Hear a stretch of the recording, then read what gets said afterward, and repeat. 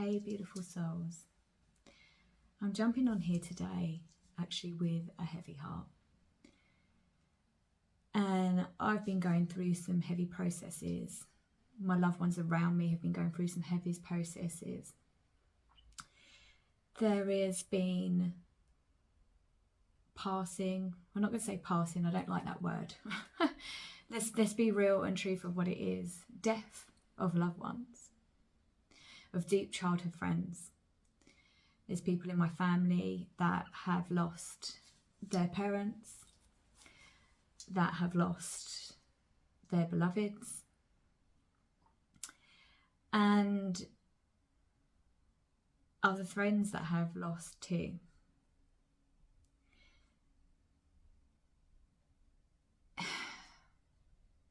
Grief is a funny thing, and it's experienced in so many different ways.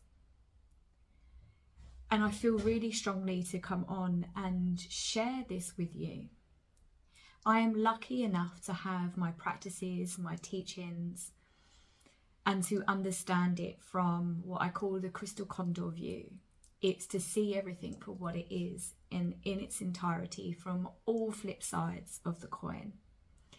I have experienced immense grief myself, through my own grief throughout my lifetime, through people that I've lost. And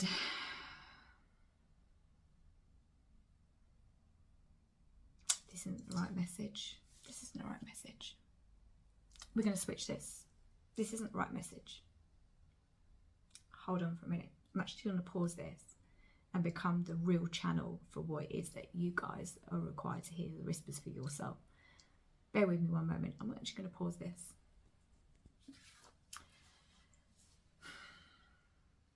Okay, here's the right channel and here's the truth. Grief is experienced in so many different levels, and depending on what it is that you hold inside of you, of what your past experience is through this lifetime, and also probably from many others, because we are multi-dimensional beings living in a multi-dimensional state, multifaceted, and we have experienced life. Why? Because the true essence of us and the true meaning is that we never are born and we never die.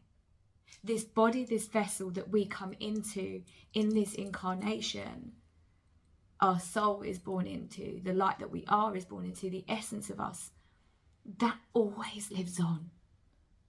And that is such a powerful message, and one I seek so much comfort from. And I know that. And I think this is why that I'm never afraid to die. And believe me, I've experienced in my life so many, many times. And I know because I have the ability to connect to the spirit realm, into the dimensions, and so do you. But it is our life experiences and processes that shut that off. But to know that love never can be cut from, we can never be cut from love. Love can never die. True love, true essence is where we come from. It's from the divine, the great spirit, the universe, God, whatever feels right to you to call it, source love. The essence that we are, that is within us, that is in everything, in all things, and all being, in all life force. And that always lives on.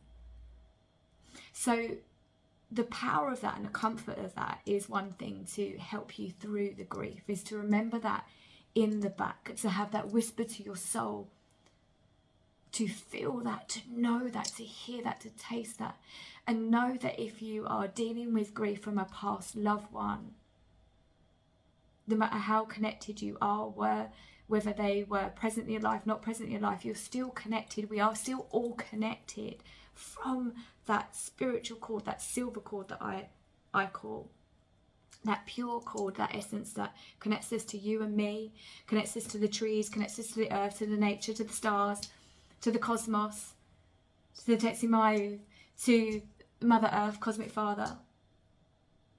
It connects us to all things, right? That is the purity that will always exist and always remain. So the message is no matter what you are going through right now, no matter what comes up for you, do not let the narrative come in and overtake your experience. Allow it to come up in the way that it's to. If the anger arises, let it be. If the tears flow and come, let it be so. If the sadness, the numbness comes, let that be so. Drop the story, drop the narrative that comes in, because that's the mind. That's not the pure essence. The dropping into your heart, the true part of you that's connected to all things. That's 5,000 times faster. The one that sends the signals to your brain, sends the signals to your emotion, your mental body, your emotional body, your physical body. Drop into this space. Allow yourself to feel it. If you can feel it, you can heal it. And that is true. And no matter what time passes, it's one of those things, it's like, it will get easier. It's never going to go away, the loss of a loved one, right? But what will happen, you will get used to connecting in with that, because your soul knows that person, the essence of them, is never gone. As long as you keep it in the mind's eye, keep them in your mind's eye, and keep them in your heart, and call them in at any time. When you're ready, you will hear their voice. When you're ready, you will hear the wisdom, and they may come through as the person that you know in this lifetime, but they also may come through as the person that you know from previous lifetime connections. They may even be your guide. They may have incarnated later on down in your lifetime. Who knows that? But your soul will know that, because this is the connection, the silver cord connection. This is the spiritual connection, the thing, the essence that never dies. There's always there, always connected. And through the power of that, that's how we connect here. You don't have to go to a medium or a psychic, because we all have that ability. And when you're ready, you can connect. Now, this brings me on, I feel like I wanted to read a quote to you. And excuse me, the royalty in my voice, and this is the power of me speaking here right now in the moment, as I've gone through the processes. I'm going to be going to a funeral today of a dear childhood friend. And I would like you to close your eyes or lower your gaze just for a moment. What feels right for you? I'd like you to feel these words. Now, this is a quote from a great Buddhist teacher, Pema Chodron, if I've pronounced it right. So here we go.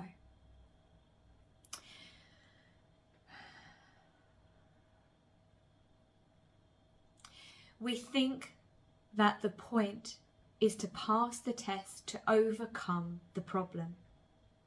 But the truth is that things don't really get solved. They come together and they fall apart. Then they come together again and fall apart again. It's just like that. The healing comes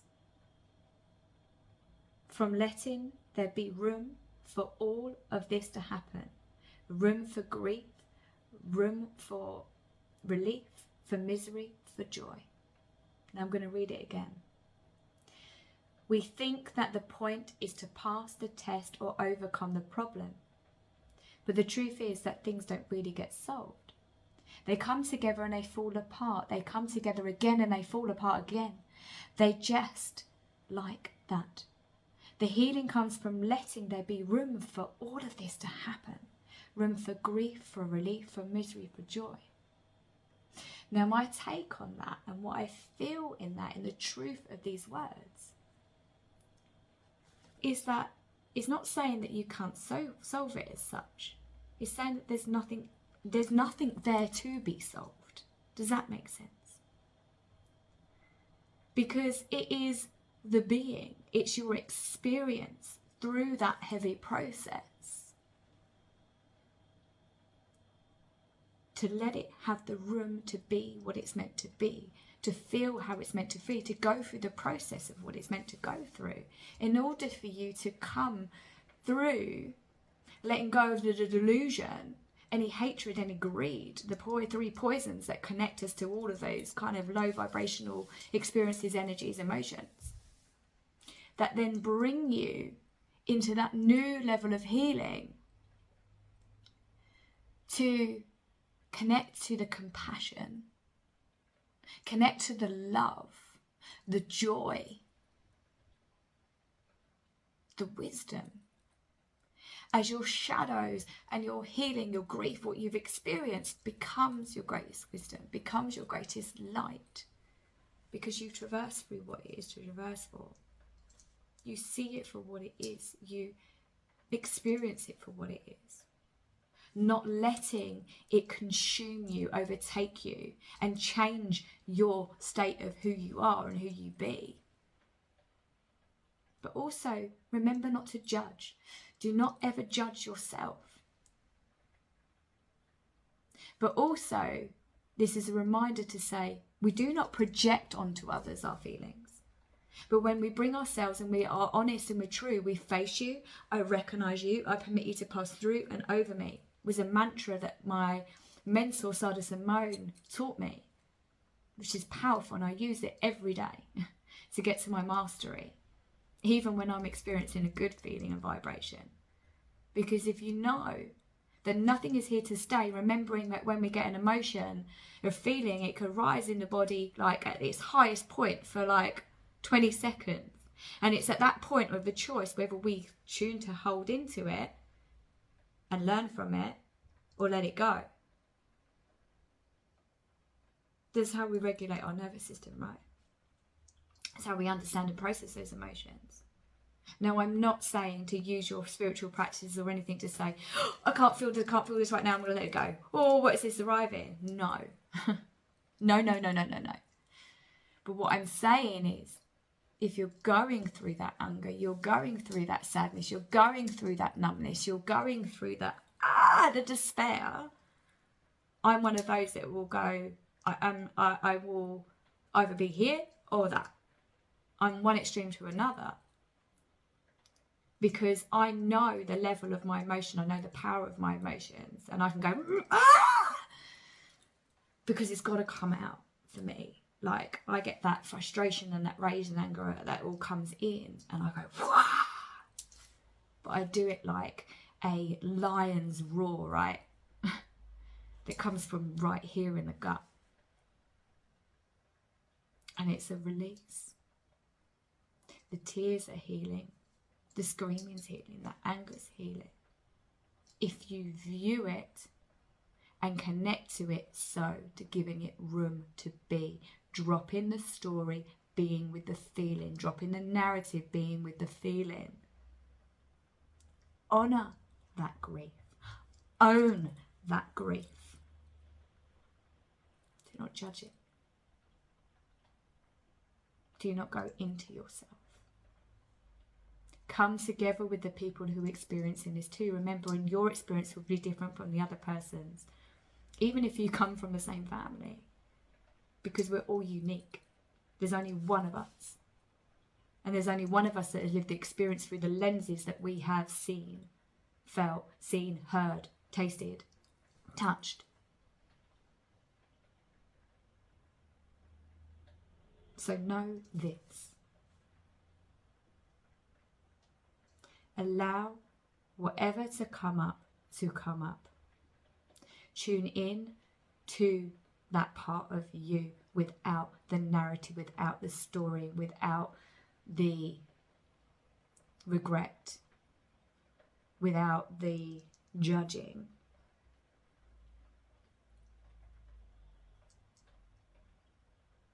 Because no one can prepare you for the loss of a loved one.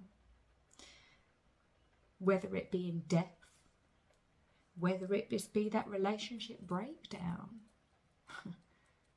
a relationship that has come to an end of the path of the road. Because I'm not just speaking about death here. I'm speaking at the end of a process. Because grief comes up in different ways. It even may be an animal, a pet. It may be a business relationship, whatever it is, a friendship. But let you understand what it's taught you. Let it give you the compassion, the love, the new ends, the wisdom. Let yourself be with it. Feel it, heal it. No judging.